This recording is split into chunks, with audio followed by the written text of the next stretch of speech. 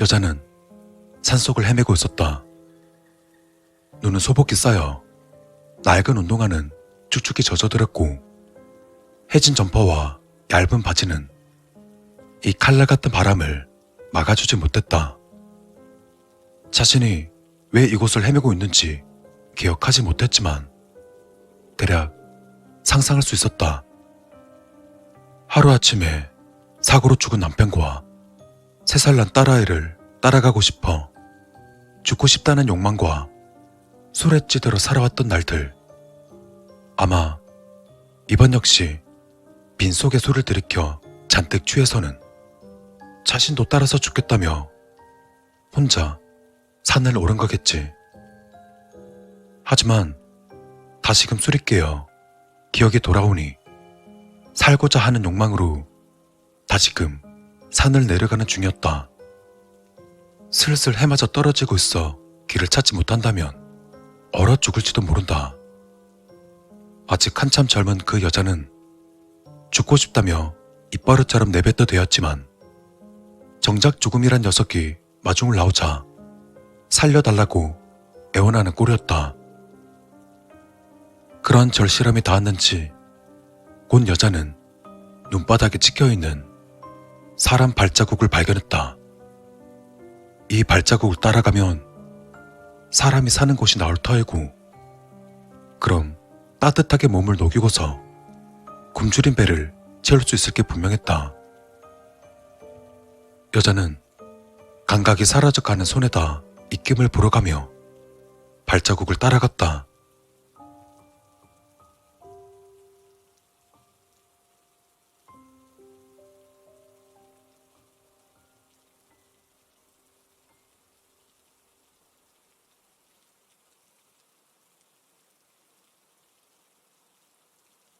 어이! 한동안 발자국을 따라가던 그때 멀리서 사람 소리가 들려왔다. 그곳엔 흰 수염을 덥수룩하게 기른 어떤 남자가 서 있었다. 한 60대쯤 되었을까? 슬슬 주름이 쌓여가는 노쇠한 얼굴과는 다르게 몸만큼은 꽤 건장해 보였다. 이 추운 날 왜 그런 꼴로 돌아다니는가? 얼어 죽고 싶은 겐가? 다짜고짜 내뱉는 사내의 말에 여자는 무서움과 반가움을 동시에 느끼며 더듬더듬 대답했다. 아, 산 아래쪽으로 내려가고 싶은데요. 길을 잃었어요. 하지만 터벅터벅 다가온 남자는 고개를 저었다. 눈도 오고 해도 떨어지는데 이 험한 산을 어떻게 내려가려 그래? 따라와. 남자는 겉에 두르고 있던 우위를 벗어 여자에게 던져주고는 눈길을 헤치고 앞장섰다. 여자는 거친 인상의 남자가 무서웠지만 그 우위라도 걸치니 찬바람이라도 막아주었기 때문에 일단 그를 따라가기로 했다. 금세 남자는 산 한켠에 지어진 작은 판잣집으로 여자를 안내했다. 얼기설기 엮은 판잣집은 얼핏 보기엔 어수룩해 보여도 제법 견고하게 지어져 있었다. 바로 앞에 밭이나 가마솥 따위가 있는 걸 보니 아마도 산속에 사는 사람 같았다. 뭐하나? 들어오지 않고. 사내의 말에 여자는 고개를 돌려 사내가 들어간 방을 슬쩍 들여다보았다. 상당히 좁았다. 잘해야 2평 정도? 사내를 보며 여자는 망설였다. 이 좁은 곳에서 저 낯선 남자와 같이 있는다는, 어쩌면 저 사내와 밤을 보내야 한다는 사실이 그녀에게 두려움을 주었다. 왜? 들어오기 싫은가? 그럼 거기서 얼어 죽던지. 남자의 짜증 섞인 말을 듣고서야 움찔거리며 천천히 방 안으로 들어섰다. 온갖 가재 도구들이 잔뜩 늘어선 방. 상당히 낡은 라디오 하나. 여기저기 흩어져 있는 옷가지들. 한켠엔 이불들과 손바닥만한 전기난로. 열악했지만 적어도 산길을 헤매는 것보다는 나았다. 하지만 사내가 들어와 옷가지를 던져주자 조금 불안해지기 시작했다. 젖은 옷 벗어놓고 이걸로 갈아입어. 방 안에 물 다 떨어진다고. 그러고는 지켜보려는 것처럼 털썩 주저앉았다. 여기서요? 여자는 수치심 이상으로 두려움이 몰려왔다. 이러려고 자신을 데려온 것일까 불안해하면서도 지금은 따를 수밖에 없었다. 친절하지만 무뚝뚝하고 말주변이 없는 사람이었으면 좋겠지만 만약 오갈 곳 없는 젊은 여자를 어떻게 해보려 하는 나쁜 사람이라면 눈물이 날 것 같았지만 계속된 사내의 성화에 몸을 돌리고서 젖은 옷을 벗었다. 아직 물기가 남은 여자의 어깨를 본 사내는 빨랫줄에 걸려있는 수건 하나를 꺼내어 던지듯 건네었다.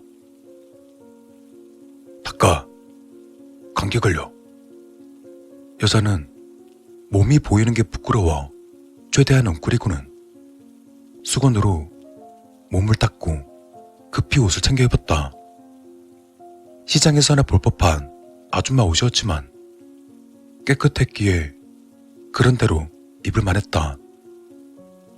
혹시 사별한 아내가 입었던 옷일까? 슬쩍 사내를 돌아보자 그는 말없이 난로를 켜서 여자 쪽으로 내밀 뿐이었다.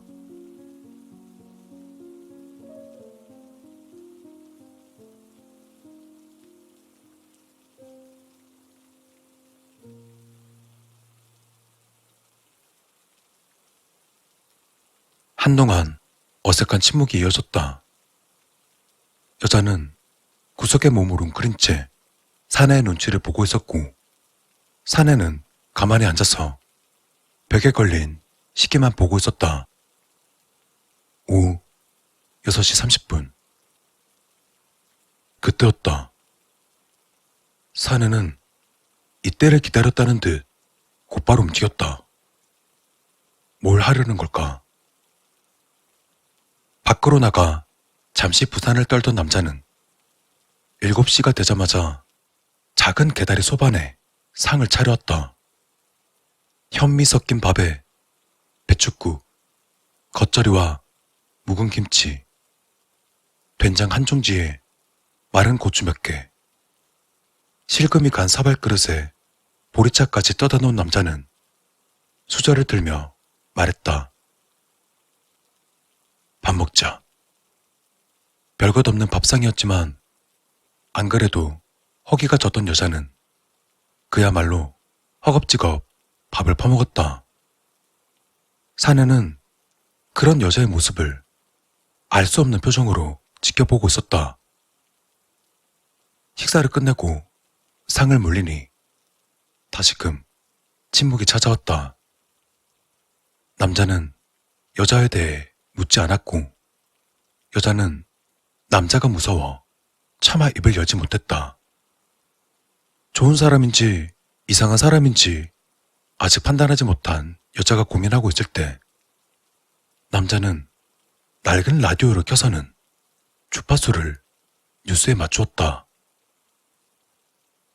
강추위가 계속되며 주말까지 폭설이 내릴 것으로 보입니다. 심상치 않은 날씨에 슬슬 걱정되었다. 어떻게든 오늘 밤만 넘기자고 생각하고 있었는데 눈이 계속 내린다면 어떻게 되는 것일까? 여자는 용기 내어 사내에게 말했다. 저 마을은 언제 내려갈 수 있을까요? 가만히 시계를 보던 사내가 대답했다. 말은 왜? 역시나 거칠고 퉁명스러운 말에 여자는 움찔하면서도 말을 이어나갔다. 저 집에 가야 했어. 사내는 시계에서 눈을 떼고는 여자를 바라보았다. 움찔거리며 눈을 피한 여자를 잠시 바라보던 남자는 마치 어떻게 말할까 고민하듯 뜸을 들이다가 대답했다. 이제 여기가 네 집이다. 여자의 심장이 철렁하고 내려앉았다. 애초부터 보낼 생각이 없었던 것일까? 죽은 아내를 대신해 자신을 색시 삼기 위해 데려와서는 여기에다 감금시키려는 것일까? 무서운 생각에 눈물이 흐르기 시작했다. 사내는 겁에 질려 흐느끼는 여자에게 소리쳤다. 울지 마. 슬픈 것도 없고 나쁜 것도 없어. 지금은 너 혼자고 여기가 네 집이야. 그냥 그것뿐이니까 울 거 없다고. 무서운 호통에 여자는 움찔거리며 입을 틀어 막았지만 눈물이 흘러나오는 건 막을 수 없었다. 사내가 다시 시계로 눈을 돌리자 침묵에 섞인 흐느낌과 함께 산속 판잣집에 깊은 밤이 찾아왔다.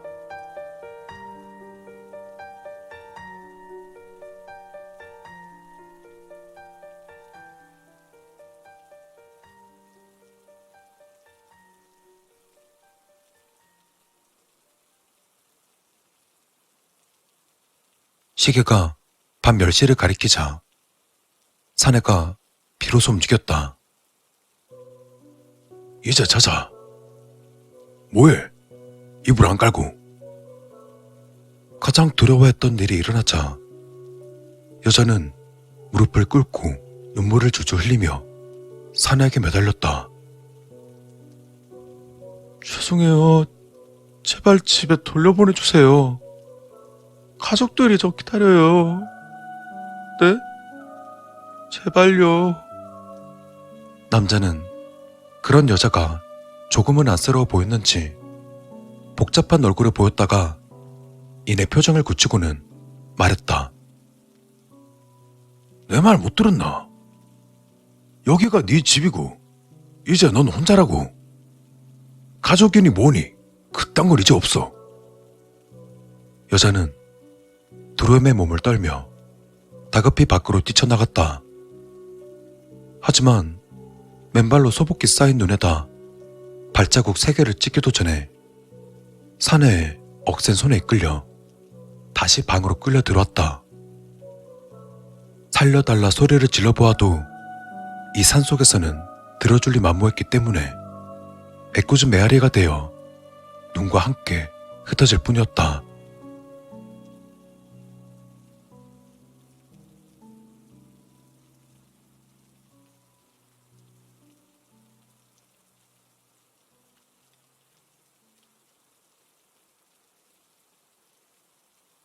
사내는 여자의 발목에 끈을 달아 자신의 발에 묶었다. 혹여나 자신이 잠이 들더라도 여자가 몰래 빠져나가지 못하게 하려 함이 분명했다. 사내가 훌쩍이는 여자에게 말했다. 이리 와. 잘 시간이야. 하지만 여자는 그저 자신의 무릎에다 얼굴을 묶고서 눈물만 흘릴 뿐이었다. 오늘 하루 산길 헤매고 떨어대느라 몸 상했으니까 얼른 이리 들어와. 거긴 냉골이야. 여기 따뜻하니까 내 옆으로 누워. 사내가 끈을 잡아당겼지만 여자는 고개를 저으며 고집을 부렸다. 남자는 깊은 한숨을 내쉬었다. 고민하던 남자는 이불을 덮고 돌아 누웠다. 몸이 차지면 알아서 들어오겠거니 생각했던 것이다. 역시나 밤이 깊어지자 여자는 몸에 도는 냉기에 덜덜 떨기 시작했다.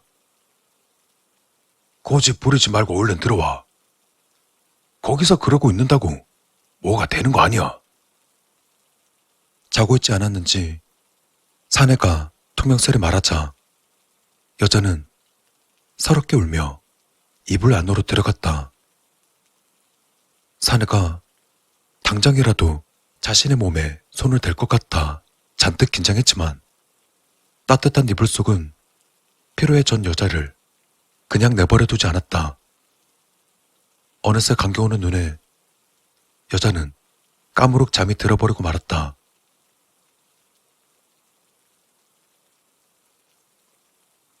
한참을 정신없이 자던 여자는 문득 잠에서 깨었다. 누군가 여자의 볼을 쓰다듬고 있었다. 거칠고 투박한 손. 사내의 손이었다. 등줄기를 타고 소름이 올라오며 한순간에 잠이 달아났다.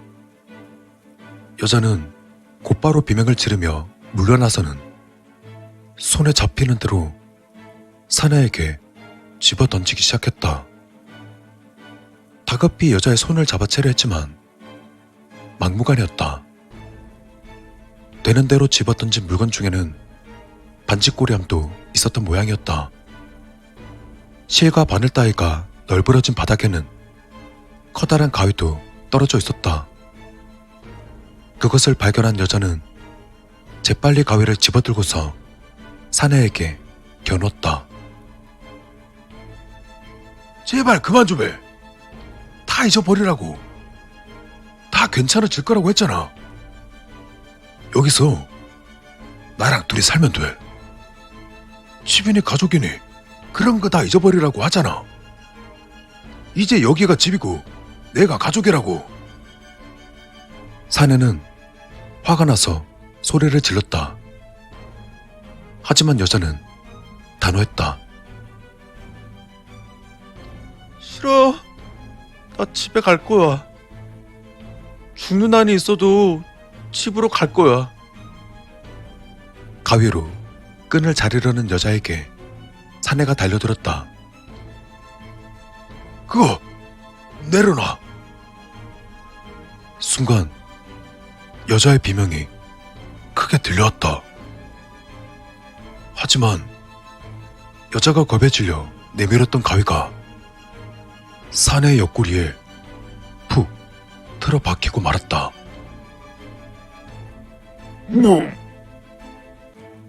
사내가 몸에 꽂힌 가위를 틀어잡고 숨을 헐떡이는 동안 여자는 다급히 발에 묶인 끈을 자르고서 밖으로 뛰어나갔다.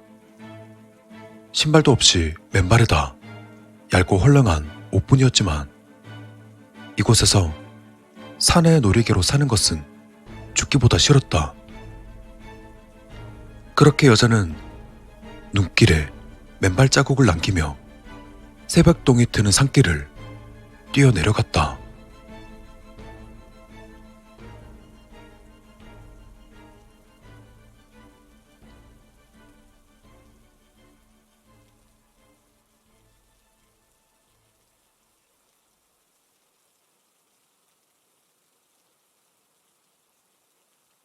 어떻게 됐대? 옷가게 김씨가 돌아오자 방앗간 채씨가 물었다. 아이고, 참. 하늘도 참 무심하지. 아니, 똑똑히 말을 해. 뭐가 어찌 되었길래? 길게 탄식을 내뱉으며 뜸을 들이는 김씨가 말했다. 둘 다 죽었대. 장씨는 칼에 배가 찔려서 죽고 딸내미는 눈밭에서 얼어 죽었다자뇨. 최씨 역시 길게 탄식을 뱉어내었다. 김씨는 말을 이었다. 아이고, 나이도 적지 않은 양반이 40 먹은 딸내미 데리고 얘까지 내려와서는 그 판잣집에 웅크리고 살겠다고 해서 참 딱하다 싶었는데 서방에다 자식 새끼 잃고 머릿속에 성취하는 딸이 그만 또 발작을 했나 보더라고. 그 무뚝뚝한 양반이 자기 딸내미 먹을 반찬 하나 입을 옷까지 하나 고를 때도 얼마나 신중했어. 그래봐야 이따위 시장 옷가게 다 할머니 옷뿐이었네만 그 딸내미는 그리 또 좋아했다네. 정신만 멀쩡하면 참 마음씨 고운 딸인데. 최씨 역시 한숨을 쉬며 거들었다. 딱하다 딱해. 하여튼 그놈의 자동차가 문제야. 아니 운전을 서방이나 시키지 못하려고 운전대를 잡았대. 하루아침에 서방 떠나보내고 갓난에게 떠나보내고 그놈의 합의금인지 뭔지로 서방 재산에다가 애비 재산까지 싹 털어냈잖요. 안 그래? 진짜 싹 다 날리고 손바닥만한 시골 땅 그거 하나 간신히 남았지 않았나?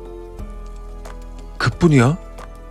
머리를 다쳐가지고 멀쩡하다가도 갑자기 죽겠다 소리를 빽 질러대고 꼭 치매 걸린 할매 마냥 지 애비도 못 알아보고 내 새끼 어딨냐 서방 어딨냐 하면서 시장 바닥 뛰어다니는 거 온 동네 사람이 다 알잖아. 하루에도 12번씩 뛰어나간 딸내미 찾느라 장씨가 얼마나 노고가 많았어. 그렇게 불효를 저지르더니만 결국 애비까지 보내고 그리 가네. 거칠게 말하는 최씨를 김씨가 말렸다. 어허, 이 사람이 어찌 말을 그렇게 해. 김씨는 툴툴거리며 중얼거렸다. 나도 속상하니까 그러지. 장씨 그 양반 의사가 딸한테 규칙적인 생활을 하라 했다고 백날 시계만 들여다보면서 딸내미 챙기는 거 최씨도 봤을 거 아니야. 하여간 생긴 건 소도둑같이 생긴 양반이 소뚤어서 그렇지 그렇게 자상할 수가 없어. 둘은 크게 한숨을 쉬고는 장씨 부녀를 생각했다. 아무튼 장례식은 꼭 가자고. 친인척 하나 없을 건데 우리라도 자리 지켜야지. 김씨의 말에 최씨는 고개를 끄덕이곤 중얼거렸다. 아, 거참 어쩜 이래도 운명들이 딱하냐.